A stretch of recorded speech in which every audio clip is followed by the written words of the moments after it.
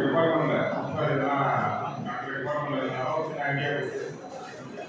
மே 3லேருந்து June 3 வரைக்கும் ஒரு summer class வந்து நடத்தணும். நடத்தி இவங்களே வந்து கண்டினியூ பண்ணவும் சொல்லியிருக்கோம். இது வரைக்கும் அதை மெயின்டைன் பண்ணால் தான் சரியாக இருக்கும். ஃபீஸ் ஸ்ட்ரக்சர் என்னங்கிறத நம்ம முன்னாடி பேசிக்கலாம். ஏன்னா அந்த தீர்மானத்தை இப்போ மே 3லேருந்து ஜூன் 3 வரைக்கும் சம்மர் கேம்ப் மாதிரி குழந்தைங்களுக்கு நடந்திருக்கோம். அது மாவட்ட சைடில் வந்து இது இலவசமான சம்மர் கேம்பாக இருக்கும். குழந்தைங்களுக்கு வந்து ஸ்கூல் கொஞ்சம் லீவில் இருக்கிறதுனால இந்த ஒரு மாதம் அவங்க வந்து அவங்க நிறைய ஆக்டிவிட்டீஸ் அவங்களுடைய அறிவை தூக்குற மாதிரி நிறைய ஆக்டிவிட்டீஸ் சயின்ஸ் பற்றி நிறைய கற்றுக்கிற மாதிரி நிறைய ஆக்டிவிட்டீஸ் வந்து அதை வந்து செய்யணும்னு சொல்லிட்டு அவங்க அறிவை கொடுத்துருக்காங்க. அதுக்காக ஃபார்ம் வந்து சப்ளை பண்ணணும். இன்னைக்கு ஈவினிங் வந்து நம்ம சப்ளை பண்ணுவோம். உங்களுடைய வார்டுகளில் இருக்கிற மக்கள்கிட்ட நீங்கள் ஷேர் பண்ணிங்கன்னா அவங்களோட குழந்தைகள் பேர் அவங்க என்ன ஸ்டாண்டர்ட் படிக்கிறாங்க கான்டாக்ட் டீட்டெயில் அதை கொடுத்து அவங்க ரெஜிஸ்டர் பண்ணிக்கலாம். அந்த பகுதியில் அது பறவைகள் இருக்கலாமும் கால்நடைகள் இதெல்லாம் பிடிச்சிக்கலாம். அதெல்லாம் பற்றி வாய்ச்சி கிடைக்கிறது வரும். இன்னொரு மசதா நகர் ஏபிசி காலேஜுக்கு ஆப்போசிட் என்சிசி எடுத்துருக்கோம். இருந்தாலும் அதில் பக்கத்தில் புத்தகங்கள் அதிகம் ஒரு குளம் மாதிரி மாறணும். இன்னொரு ராஜி நகர் கோப்பூர் ஒரு கண்ணா அப்படின்னு தெரியும். அந்த குளமும் பயன்படுத்தி குளமாகவே இருக்கும். அந்த கோப்பூர் குளம் பயன்படுத்தணும். குளமாக பயன்படுத்தி சுற்றி கிராக் இருக்கும். அதில் நம்ம வாங்கி போகலாம். பத்திரமா பார்க்கணும். முப்பது போகக்கூடாது. இன்னொரு குளம் வந்து தெப்பக்குளம்.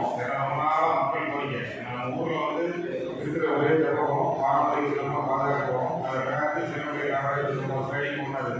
அந்த மக்கள் கோரிக்கை அந்த மாதிரி அதை பார்க்குறோம். ஏன்னா இது வரைக்கும் பார்த்தீங்கன்னா மாநகராட்சி வந்து ஒரு 6 கிலோமீட்டர் வந்து நம்ம கூட எஸ்சியில் ஸ்டார்ட் ஆகி கடலுமே வரும். எல்லா மழையும் நம்ம வந்து இறக்கி வண்டி இறக்கி பேர் போடுவோம். நம்மளே சொல்றது 2 ஜேசிபி 2 விட்டாச்சு 2 ட்ராக்கு.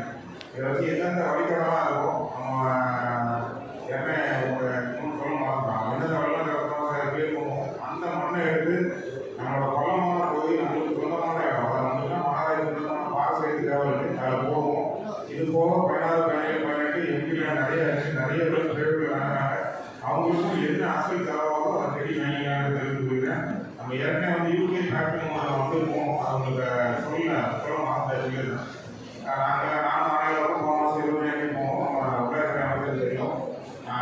அந்த போய் நம்ம சோதர department secretary British embassy environment Tamil Nadu environment secretary நம்ம முதலமைச்சர் என்வரான்மெண்ட் ஆர்வத்தில் இருக்கிறனால ஈரோடு தூத்துக்குடி தேர்ந்தெடுக்கிறாங்க. நம்ம ஊரில் ஃபியூச்சர் எப்படி தூத்துக்குடி இண்டஸ்ட்ரி இருந்தாலும் 3 இயர்ஸில் எப்படி கொண்டு போகணும், ரோடில் என்ன இருக்கணும், கஷ்டப்படுகிற நிறைய இது சொல்லியிருக்காங்க. அந்த ப்ராசஸும் கேட்டு 2026 வரைக்கும் ஒரு 5 கம்பெனி மூலமாக அவங்க நமக்கு பண்ணி கொடுத்தாங்க.